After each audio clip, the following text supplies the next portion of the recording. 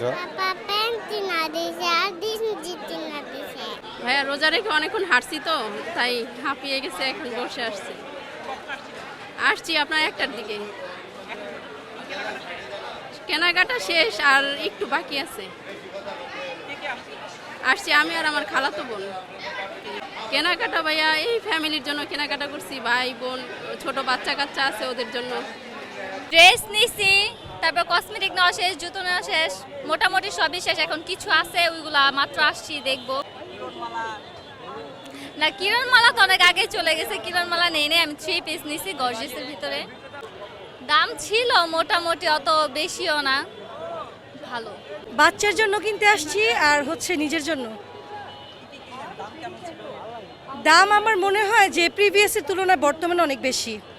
ভিড়ের কথা মানুষ বলে যে বাঙালিদের কাছে টাকা নেই, আমি তো দেখতেছি মার্কেটে যে পরিস্থিতি, বাঙালিদের কাছে প্রচুর টাকা।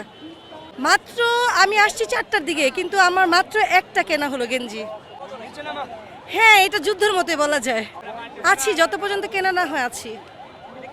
জি, অনেক হাঁটাহাঁটি হয়েছে তো এই জন্য ক্লান্ত হয়ে গেছে।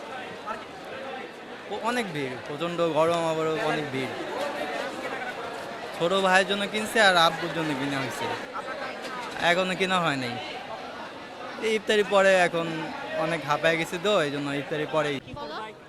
বেশি না, একটা জুতা, ড্রেস আর কসমেটিক।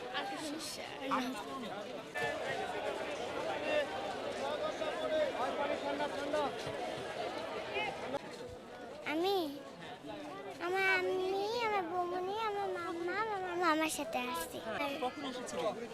দুপুরে দুপুরে এসেছিলে? এখন পর্যন্ত কয়টা জিনিস কিনেছো? 2টা। এখন কিনছি 2টা পায়জামা, এখন একটা কিনতেছি জামা।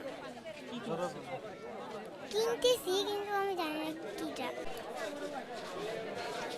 পাপার সাথে? পাপার সাথে। ভিতরে খালি